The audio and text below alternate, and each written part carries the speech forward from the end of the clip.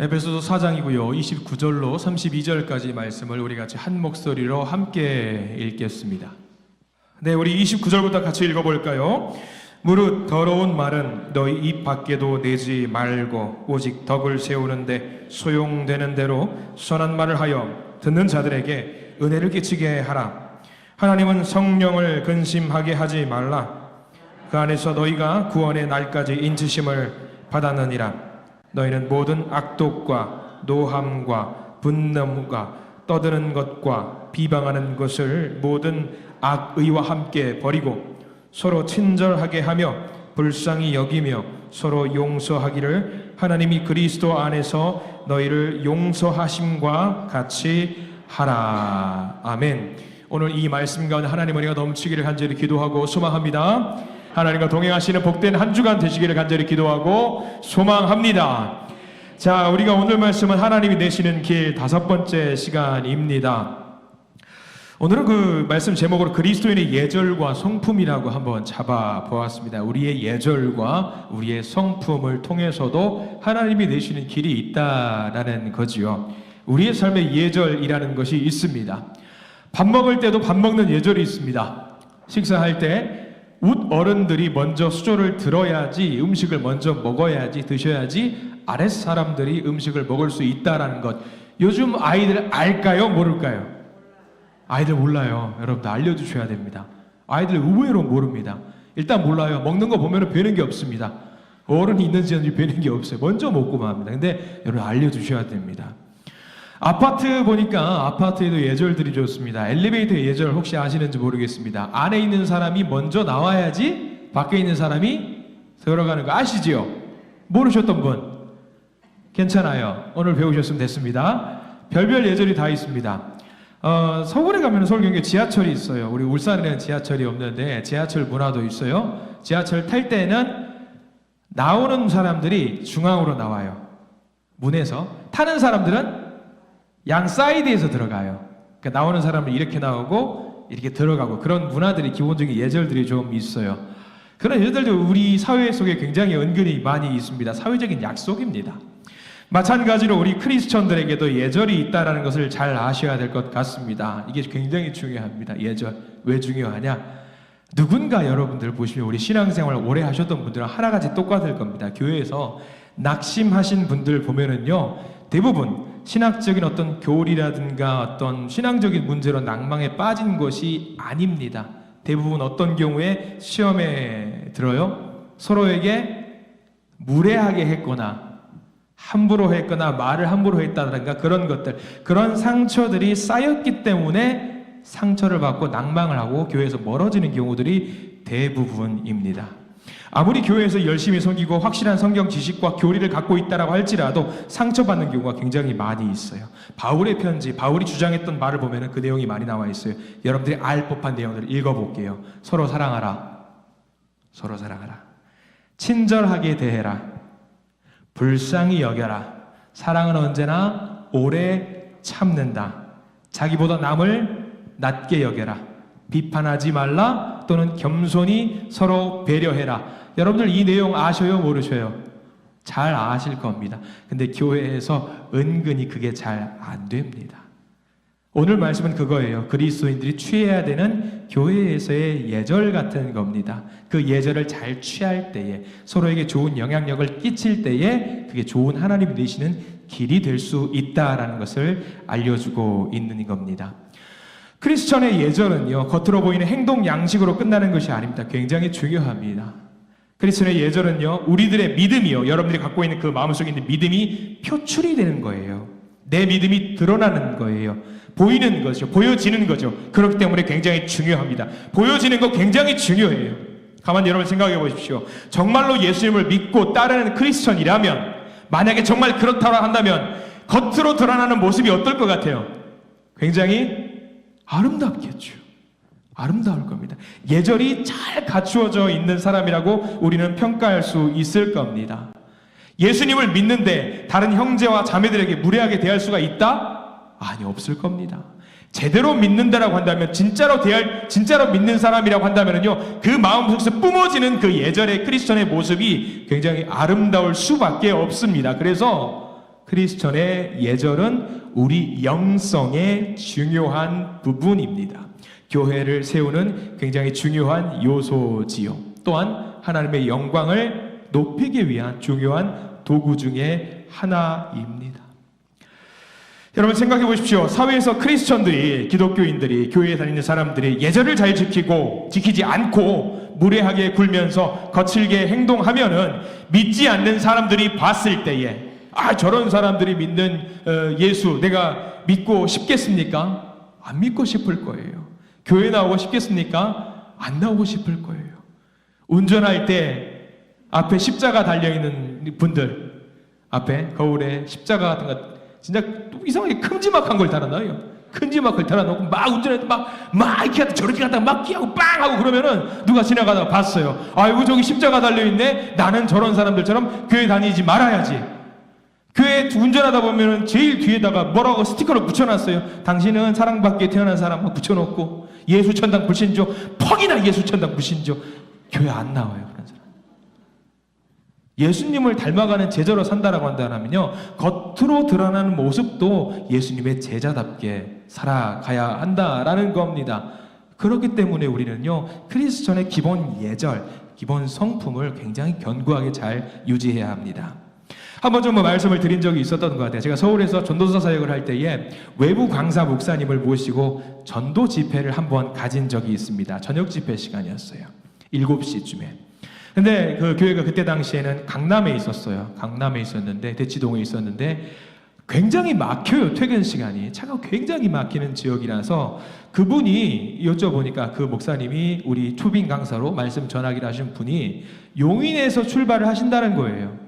용인에서 서울까지 오는데 1시간 반 정도 걸려요. 올 수 있어요. 그 전 집회 끝나서 시간 맞춰서 안 막히고 오면은 올 수 있다라고 하시는 거예요. 근데 전제가 있었어요. 막히지 않는다면. 근데 7시예요. 막힐까 안 막힐까? 엄청 막혀요. 그래서 제가 아니 목사님 오실 수 있겠습니까? 갈 수 있습니다. 제 차가 카니발입니다. 그러시는 거예요. 일단 마음이 걸려요. 카니발. 그럼 순간 생각했죠. 아니 집회를 혼자 말씀 전하러 오시는데 버스 전용 차로를 탈 수 있는데 카니발은 몇 명 이상 타면은 버스 전용 차로를 탈 수 있을까요? 몇 명? 제가 검색해 봤어요. 어제 법적으로 검색해 봤는데 6명이더라고요. 6명으로 됐어요. 6명 이상의 카니발을 타고 있으면은 버스 전용 차로를 탈 수 있고 아주 신속하게 늦지 않게 올 수 있는 거예요. 저는 생각했죠. 같이 오시는 성도님들이 계시는구나 생각을 했습니다. 근데 웬걸 7시에 집회 시작하는데 6시 40분에 오신 거예요. 1시간 20분 만에 1시간 10분 만에 오신 거죠. 우와. 그래서 같이 오시는 분들 일행을 좀 들러봤어요. 같이 오신 목사님 일행 있으시면 저희가 응대를 좀 해드리겠습니다. 혼자 왔습니다. 그러시는 거예요. 목사님 어떻게 오셨습니까? 제가 이 집회에서 거룩한 집회를 인도하려고 달려왔죠. 마음이 좀 아팠어요. 근데 나 혼자 아프면 다행이에요. 근데 그거를 어디서 말씀하시더느냐? 여러분들이 상상하는 그겁니다. 집회 시간에 여러분들을 만나기 위해서 제가 전용 차로를 타서 빡 달려와서 1시간 10분만 해서 예배를 집례하고 있습니다 하니까 성도님들은 한편으로 웃는 분들도 계시는데 좀 운전하시는 분들은 아시고 표정이 찡그려지시는 거예요. 순간 생각을 했어요. 기도했어요. 차라리 늦게 오시지. 저거 모습은 덕스럽지 않은 모습인데 라고 생각을 하고 아직까지도 마음이 아파하는 그런 모습이, 그런 일들이 있었습니다. 문득 마태복음의 말씀이 하나 떠올라요. 마태복음 23장 3절 4절 말씀이 있어요.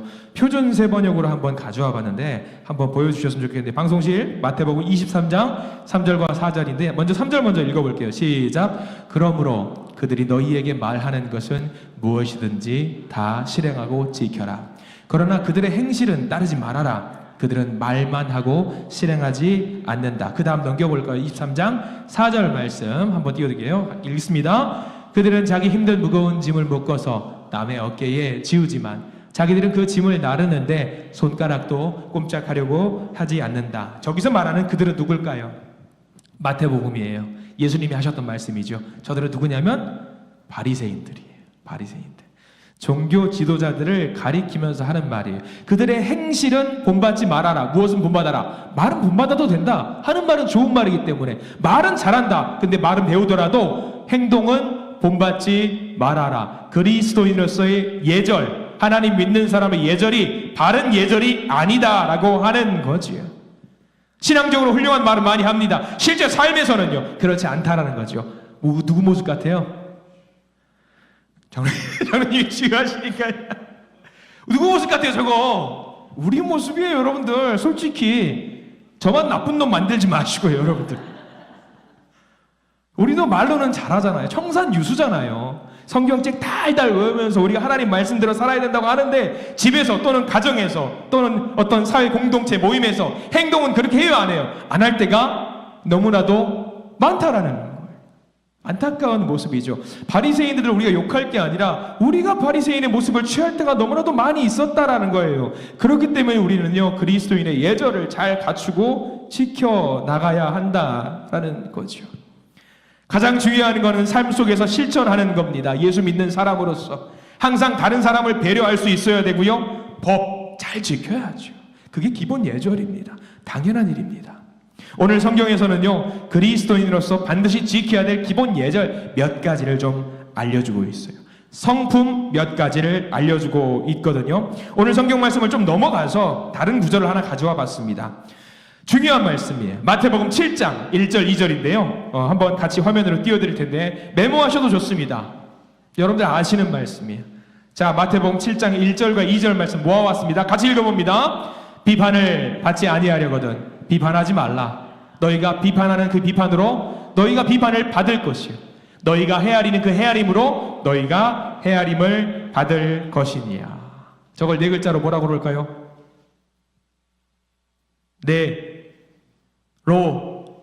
내로남불. 내로남불이에요 저거. 내가 하면 로맨스 남이 하면 불륜이라는 얘기죠. 똑같은 행동을 했어요. 근데 내게 한 것은 내가 저런 행동을 했다라는 것은 관대해요. 반대로 다른 사람이 하면은 손가락질 한다라는 거죠. 다른 사람이 하면은 어떻게 저럴 수 있냐 하면서 비판을 해요. 비판할 일이 있으면 비판해야죠. 당연히 해야죠. 그러나 비판하지 말고 풀어야 될 일이 있으면은요 대화로 풀어야 됩니다. 그게 그리스도인의 기본입니다. 문제는요 비판하는 것에 얽매이다가 붙잡아야 될 중요한 것을 놓칠 때가 너무나도 많다라는 거예요. 비판하는 것을 온통 신경 쓰다가 중심적으로 우리 중심되게 잡아야 될 그것을 놓칠 때가 너무나도 많이 있다라는 거죠. 한 젊은 집사님께서 근무를 마치시고 주일 예배를 오시느라 깨끗하게 씻지도 못하고 복장도 허름하게 하고 오셨답니다. 근데 그 교회 오래 신앙생활을 했던 권사님께서 그게 신경 쓰였나 봐요. 예배를 드리기 위해서 오려면 그래도 하나님 만나러 오는데 복장이 그게 뭐냐? 이거 맞는 비판이에요? 잘못된 비판일까요? 여러분들 판단해 보세요. 하나님 만나러 오는데 예쁘게 멋지게 아름답게 하고 와야 되는 거 아니냐? 이건 맞는 비판이에요? 틀린 비판이에요? 말씀을 못하세요. 맞는 비판이죠. 하나님 만나러 오면 좀 갖추고 오고 예쁘게 하고 도색도 좀 하고 얼굴에다가 페인트도 좀 바르고 좀 하는 거죠. 그래야 되죠. 그 권사님은 바른 비판을 하신 겁니다.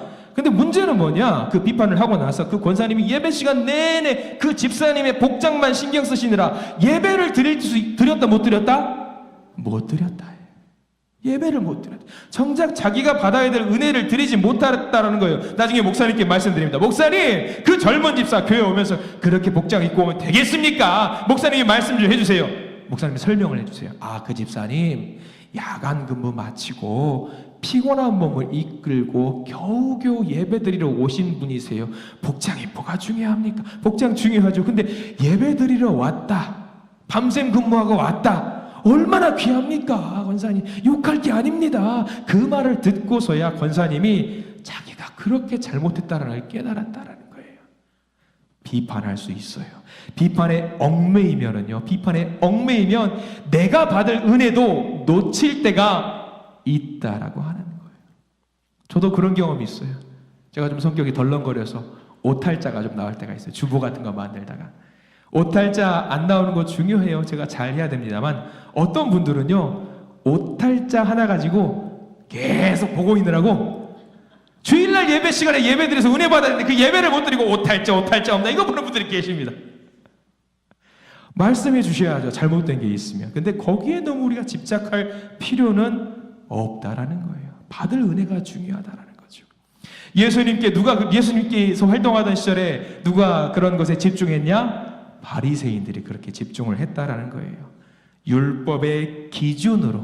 율법의 기준으로만 사람을 판단하고 가르치려고 했습니다. 근데 우리 주님께서는 율법의 기준도 중요하겠지만 더 중요한 게 있어요. 그 밑바탕에 깔려있는 사랑이 더 중요해요. 사랑. 예수 그리스도의 사랑. 자, 예를 들어 볼까요? 마가복음 3장에는요 이런 성경의 기록이 있어요. 마가복음 3장 2절과 5절과 6절 말씀인데 우리 천천히 한번 읽어볼게요. 2절과 5절, 6절. 자, 먼저 2절 말씀 읽어보겠습니다. 사람들이 예수를 고발하려 하여 안식일에 그 사람을 고치시는가 주시하고 있거늘. 그 다음 5절입니다.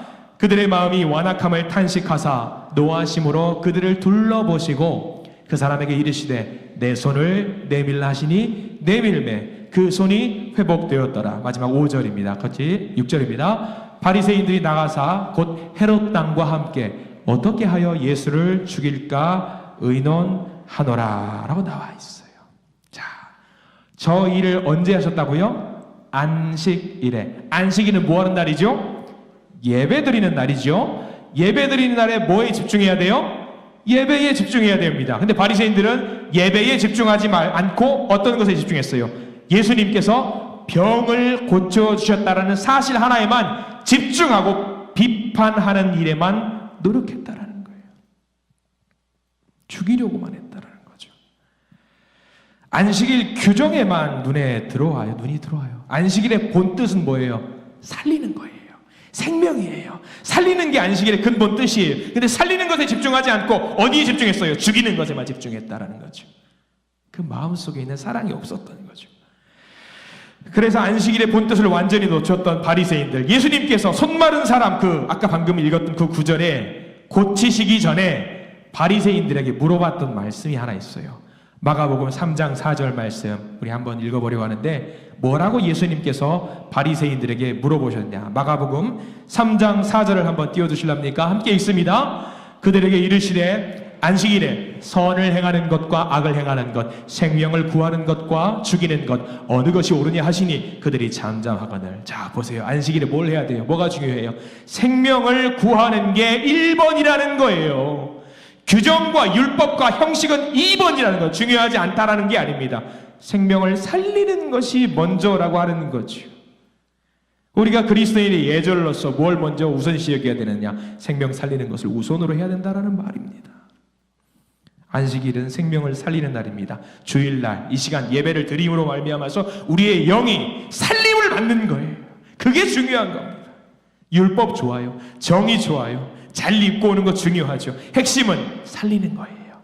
생명이에요.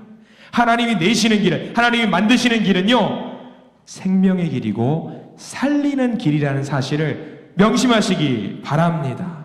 그게 핵심이에요. 비교해 보십시오. 율법이 중요하겠습니까? 하나님의 마음이 중요하겠습니까? 당연히 하나님의 마음 중요합니다. 사랑이 들어가 있어야 돼요. 사랑 없이 정의를 주장하다가 오히려 내가 하나님의 심판을 받을 수도 있답니다. 또 하나, 자기 생각을 다른 사람에게 함부로 강요하는 것도 조심해야 됩니다. 상대방이 생각하고 결정할 수 있도록 돕고 기다려주는 것 굉장히 필요한 일입니다. 특별히 우리 교회 성경을 많이 알고 계시는 분들이라든가 성경 공부 열심히 하시는 분들이라든가 제자훈련 중직들 더 조심해야 합니다. 자기 딴에는 내가 알고 있는 하나님에 대한 지식을 알려주려고 일방적으로 말하다가 자기 생각을 강요하는 경우가 굉장히 많이 있어요. 강요받다가 듣는 사람은 어떻게 되는 줄 아세요? 그 일로 인해서 마음을 완전히 닫아버리는 경우가 정말로 많이 있습니다. 전도할 때도 마찬가지예요. 요즘은 관계 전도를 많이 한다고 합니다. 불특정 다수를 향해 전도하는 것이 아니라 내 지인들, 아는 사람들, 그 사람들에게 예수를 전하는데 관계 전도의 핵심, 내 안에 있는 예수 그리스도의 사랑이에요. 지식을 전달하는 게 아니에요. 율법을 전하는 게 아니에요. 다 전해야 되겠지만 핵심은 예수 그리스도의 사랑입니다. 무조건적으로 가르치려고 하는 것이 아니라 예수 믿지 않으면 당신은 죽는다라고 선포하는 것이 아니라 내가 당신보다 뛰어난 고등 종교를 믿고 있는다라고 그렇게 말하는 게 아니에요. 그저 우리는 뭘 전하면 됩니까? 예수 그리스도의 사랑만 전하면 되는 겁니다. 여러분들의 신앙, 우리들의 신앙이 예수의 사랑으로 가득 차게 되시기를 예수 그리스도의 이름으로 축원합니다. 하나 더 볼까요? 약점을 용서하고 덮어주십시오. 약점. 누구에게나 약점이 있습니다. 누구나 실수를 할 수 있습니다. 근데 그것을 드러내서 지적하고 보여주는 일은 옳은 일이 아닙니다. 특별히 가까운 사이일수록 약점을 지적하는 일은 삼가해야 돼요. 오늘 본문 한번 볼까요? 오늘 본문 에베소서 4장 말씀 29절 말씀을 함께 보겠습니다. 에베소서 4장 29절 말씀, 성경책 보셔도 되고요, 화면 보셔도 되고요, 같이 읽습니다. 무릇 더러운 말은 너희 입 밖에도 내지 말고 오직 덕을 세우는데 소용되는 대로 선한 말을 하여 듣는 자들에게 은혜를 끼치게 하라. 저기 여러분들 필기구가 있으면은요, 듣는 자들에게 은혜를 끼치게 하라. 저기다가 중요하게 적어주십시오. 듣는 자들에게. 선한 말, 이거 다 좋아요. 근데 무엇보다 더 중요한 거는요, 듣는 자들에게 은혜를 끼치게 하라, 이 말입니다. 더러운 말 뭐겠어요? 욕, 험담, 뭐 이런 말들이겠죠. 그런데 덕스러운 말, 선한 말을 해야 되는데 누구한테 한다? 듣는 자들에게 해야 한다. 아니, 말하면 당연히 듣는 사람이 있겠죠. 근데 굳이 저렇게 듣는 자라고 한 이유, 초점이 어디냐 이거예요. 우리가 말하는 초점, 내가 말을 할 때 누구한테 초점을 맞춰야 된다, 그거지요. 듣는 사람이에요. 그들의 마음속으로 들어가서 그들이 생각하는 걸 좀 읽어보고 그들의 입장에서 말을 해야 된다는 말입니다. 듣는 사람이요. 듣는 사람에게 은혜가 되는 말을 해야 합니다. 신앙생활은요, 내가 하고 싶은 말을 하는 게 아니에요. 내가 듣기 좋은 말만 기대하는 것도 잘못되는 것이고요, 말을 하는 자도 그렇고 듣는 자도 그렇고 모두에게 은혜가 되는 말을 해야 합니다. 의외로 우리가 무례한 말을 많이 합니다. 입장 바꾸어놓고 생각해보면요, 듣는 사람은요 깊은 상처를 받을 때가 많아요. 별 생각 없이 툭 던진 말, 악의가 있어서 그랬던 것은 아닌데, 상처 주려고 했던 것은 아닌데 던진 말이 상처를 줄 때가 많아요. 이것에 대해서 예수님께서 하신 말씀이 하나 있습니다. 마태복음 7장 이런 말씀이 있어요. 마태복음 7장 3절과 4절 5절에 이런 말씀이 있는데 여러분들이 잘 아시는 말씀이에요. 3절 읽어보겠습니다. 어찌하여 형제의 눈 속에 있는 티는 보고 네 눈 속에 있는 들보는 깨닫지 못하느냐. 4절 말씀 읽어볼까요? 보라, 내 눈 속에 들보가 있는데 어찌하여 형제에게 말하기를 나로 내 눈 속에 있는 티를 빼게 하라 하겠느냐. 5절 말씀, 외식하는 자여 먼저 내 눈 속에서 들보를 빼어라. 그 후에 밝히 보고 형제의 눈 속에서 티를 빼리라. 저 말씀 잘 들어보세요. 나한테 하는 말 같지 않으세요, 여러분들? 나한테 하는 말 같지 않으시냐고요. 우리 교회에서 무엇을 말하느냐 중요합니다. 근데 그건 못지않게 중요한 거 어떻게 말하느냐, 이거 중요합니다. 내 편에서 하는 게 아니라 상대방 편에서 이야기를 하는 거예요. 아무리 진리를, 정답을 말한다고 해도 사랑으로 말하지 않으면 상처를 주고요, 가정을 무너뜨릴 때가 있고요, 교회를 무너뜨릴 때가 있고요, 구역을 무너뜨릴 때가 있습니다. 이렇게 말하는 것이 무엇이냐? 우리가 읽은 성경 말씀 에베소서 4장 30절에는요, 화면으로 안 나오는데 여러분들 성경책 보십시오. 밑줄을 그으셔야 되기 때문에 일부러 책을 보겠습니다. 이렇게 하는 일들이 에베소서 4장 30절 밑줄 그으십시오. 같이 읽습니다. 하나님의 성령을 근심하게 하지 말라. 그 안에서 너희가 구원의 날까지 인치심을 받았느니라. 이렇게 누군가한테 상처를 주는 일이 무슨 일인가? 4장 30절, 성령을 근심하게 하는 일이라. 성령을 근심하게 하는 일이라. 우리가 믿는 자로서 성령을 근심하게 만들어서야 되겠습니까? 사랑하는 우리 한신 가족 여러분, 성령님을 기쁘시게 하는 말만 하시는 우리 모든 믿음의 성도님들이 되시기를 축원합니다. 그래요. 성경에서 말해주고 있는 그리스도인의 기본 예절 한 가지만 더 확인하고 말씀을 마무리할게요. 요즘 시대를 두고 바야흐로 AI 시대라고 합니다. 뭔지 몰라요, 잘. 그죠? 솔직히 AI 잘 몰라요. AI 컴퓨터입니다. 컴퓨터 인공지능이고요. 뭐만 입력하면 알아서 답이 다 나오는 그런 거를 AI 시대라고 합니다. 컴퓨터로 프로그램을 만들어서 갖가지 모든 것들을 다 하는 것을 AI라고 해요. 예를 들어 볼까요? 제가 컴퓨터 앞에서 프로그램을 통해 가지고 이번 주는 사순절 기간인데 이런 내용으로 설교를 좀 하고 싶어. 설교문을 좀 만들어 줄래 하면은 20분짜리 설교문이 지가 만들어 줍니다. 쫙 만들어 줘요. 저는 그거 읽기만 해도 돼요.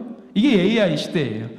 여러분들 혹시 물어보시겠죠? 목사님 그려본 적이 있어요? 있어요.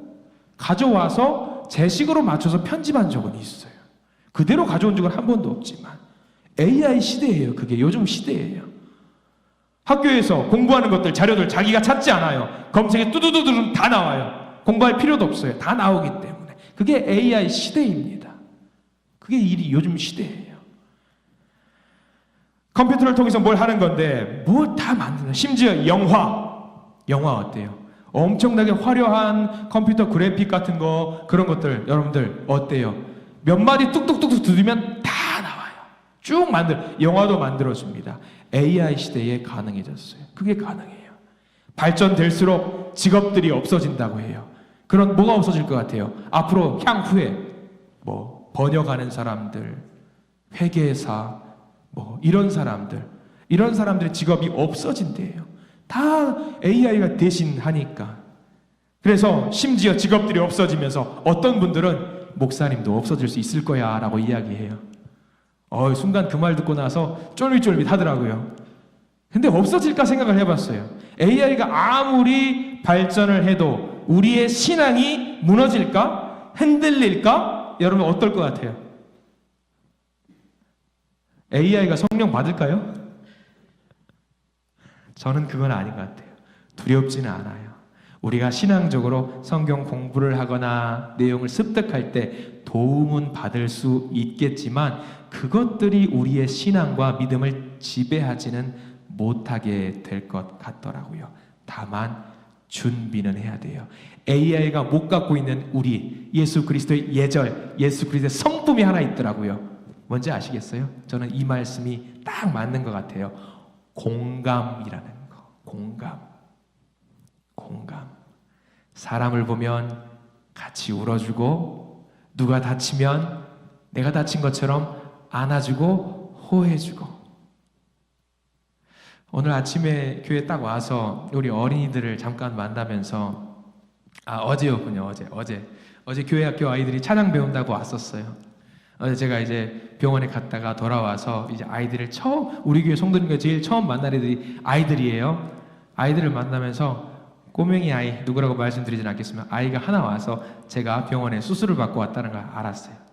그 아이가 와가지고 제가 잠깐 앉아서 아이들 보고 있는데 쪼르르 가지고 목자니하고 와가지고 제일 먼저 뭘 했게요? 그 아이가 손으로 제 배를 만지면서 안 아프게 해주세요, 아멘 하고 가는 거예요. 얼마나 감동을 받았는지 몰라요. 얼마나 감동을 받았는지. 별마디 아니에요. 안 아프게 해주세요, 아멘. 10글자. 저 10글자로 은혜 받았어요. 그 작은 아이가 저한테 와서 제 아픔을 모르죠. 공감을 했는지 안 했는지는 알 수는 없죠. 근데 와서 아이가 그 말을 해줬다라는 것이 여러분들 AI나 컴퓨터는 할 수 있을까 봐요? 못해요. 근데 우리는, 크리스천들은 할 수 있어요. 그게 우리가 해야 될 일이에요. 앞으로. 세계적으로 유명한 회사들도요, 능력을 보고 사람을 채용하는 거 중요해요. 지식과 지혜를 보고 채용하는 거 중요하지만 그것보다 요즘은 어떤 걸 많이 보냐면 공감 능력을 더 많이 본다라고 해요. 교회가 그래야죠. 교회는 기본적으로 모든 사람들이 어떤 능력이 있어요? 공감 능력이 뛰어나신 분들이에요. 너의 아픔은 곧 나의 아픔이고, 너의 기쁨은 나의 기쁨이고, 너의 행복, 너의 슬픔, 모든 것이 곧 나의 것이다. 내가 널 위해 기도하겠노라. 교회가 나아가야 될 방향성이에요. 그리스도인들이 그리스도의 예절, 성품을, 이런 것들을 갖고 나가야 되는 거죠. 크리스천으로 따뜻한 배려심이 몸에 밴 사람들은요, 어디를 가더라도 환영받을 수 있어요. 왜? 공감할 수 있기 때문에. 근데요, 그리스도인의 예절은요, 공감, 세상 사람들도 공감 잘하는 사람 많아요. 근데 우리는 공감에서 한 가지 더 나가야 될 게 있어요. 마태복음 11장 29절 말씀이에요. 여기 나와 있는 말씀이 여러분들 사진 찍으셔도 돼요. 여러분들 아는 말씀이기도 하고요, 메모하셔도 되고요. 마태복음 11장 29절 말씀 한번 화면으로 띄워주실랍니까? 자, 한번 읽겠습니다. 시작. 나는 마음이 온유하고 겸손하니 나의 멍에를 메고 내게 배우라. 그리하면 너희 마음이 쉼을 얻으리니. 예수님이 하신 말씀이지요. 예수님이 하신 말씀이에요. 크리스천의 예절, 크리스천의 성품이 어떻게 되어야 되는지 가장 대표적으로 알려주는 말씀이 저 말씀이에요. 나는 마음이 온유하고 겸손하니 나의 멍에를 메고 내게 배우라. 그리하면 너희 마음이 쉼을 얻으리니. 예수님의 성품이 어떻다고요? 온유하대요. 겸손하시대요. 여러분들은요, 마찬가지예요. 우리는 예수의 제자이기 때문에 우리는 기본적으로 온유하고 겸손이 탑재가 돼 있어요. 물론 부족할 수는 있겠죠. 그러나 닮아가기 위해서 노력은 해야 되겠죠. 우리도 예수님 믿는 사람들로서, 크리스천으로서 그렇게 되자라는 거예요. 예수님을 본받아서 서로 배려하고 공감하고 섬겨주는 크리스천의 기본적인 예절이 우리 가운데 충만해서 하나님께 쓰임받는 우리가 되기를 간절히 소망합니다. 하나님이 내시는 길, 예수 그리스도, 크리스천의 예절과 성품을 오늘 말씀 마태복음이나 에베소서 말씀에서 알려주는 그 말씀들, 그래서 오늘 말씀을 잘 기억해서 우리가 가야 될 귀한 길이 어떤 길인가? 바른 예절을 갖는 그런 사람들, 바른 예절의 길, 바른 성품의 길을, 주님을 닮아가는 그 예절과 성품의 길을 부지런히 가야 된다라는 거지요. 우리에게 주어진 귀한 길입니다. 구원의 길입니다. 그 길을 가면서 하나님께서 주시는 복을 마음껏 누리시기를 간절히 축원합니다. 기도하겠습니다.